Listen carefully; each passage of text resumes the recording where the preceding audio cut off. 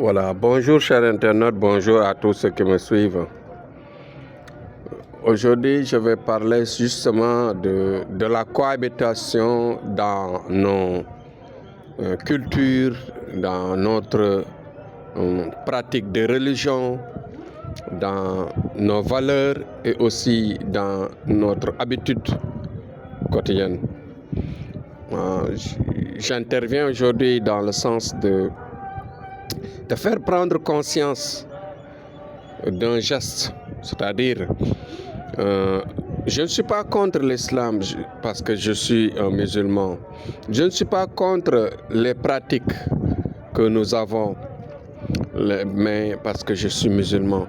Mais j'interviens dans le sens de mieux faire, de faire prendre conscience à certains qui jouent par exemple sur quelque chose parfois qui peut les détruire ou bien les dégrader leur valeur de prière, leur valeur de bienfait. Vous savez que quand on est ensemble dans une communauté, vous voyez, il y a plusieurs formes de prier, il y a plusieurs formes d'invoquer Allah, la clémence de Dieu. Il y a plusieurs façons, mais il y a un fait que je déplore tous les jours, c'est-à-dire le fait de faire des tentes dans nos quartiers, par exemple, et de rester là tout le temps à crier des noms de Dieu, crier des noms des prophètes, crier le nom des grands religieux, chanter leur gloire, dire leurs bienfaits, leur passé, et toute l'histoire qu'ils ont pu passer dans la vie. Je dis que c'est une très bonne chose, mais la manière, c'est la manière qui pose problème. Moi, je dis que quand nous vivons en communauté, il y a certains qui sont bien portants, d'autres ne sont pas bien portants. Certains peuvent résister dans le bruit, d'autres ne peuvent pas résister dans le bruit. Et tout ceci, par exemple, parfois, ça peut faire mal. Ça peut créer des problèmes. Ça peut créer des situations difficiles. Vous voyez? Donc, ce qui veut dire que nous devons faire attention à cela.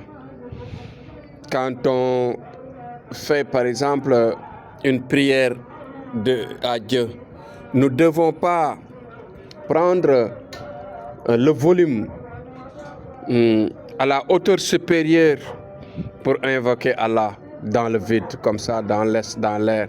Parce que nous devons penser à nos voisins qui sont malades. Nous devons penser à des gens qui ont l'AVC, qui ont par exemple parfois des sensibilités dans les troubles de bruit, etc.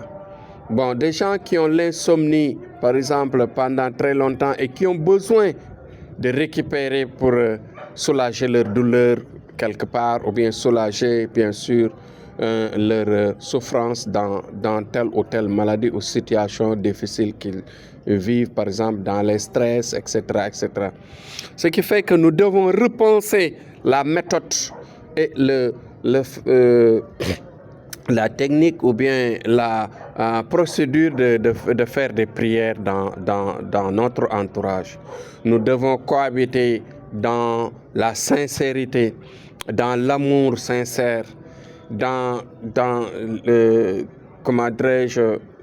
l'intelligence surtout.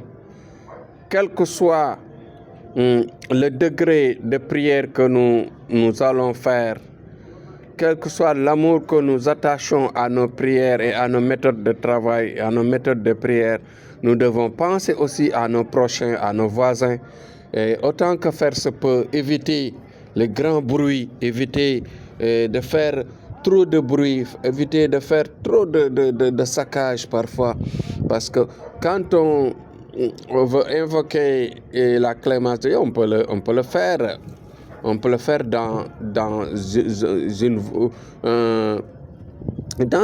par exemple,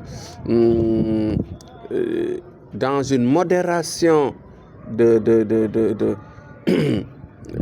d'éloges, au lieu par exemple de crier à haute voix avec les haut-parleurs qui peuvent faire par exemple des kilomètres de dérangement, des kilomètres de perturbation. Cela peut diminuer l'intensité et la valeur de nos prières. Donc pensons à ça, pensons à nos prochains. Évitons de prier, d'invoquer Allah, de faire des bonnes choses dans l'inconscience, c'est-à-dire sans pour autant réfléchir à la méthode. En tout cas, l'objet de mon discours aujourd'hui, c'est de faire appel aux gens, aux gens qui font les tentes d'invocation, des tentes d'éloge à Allah, d'éloge au prophète, d'éloge aux saints religieux, etc. Donc de le faire dans une modération de son, dans une modération de volume, pour éviter autant que faire se peut de déranger, de faire du mal à nos prochains, d'écraser ou bien même de blesser nos prochains, parce que cela ne fait pas partie des valeurs intrinsèques de l'islam.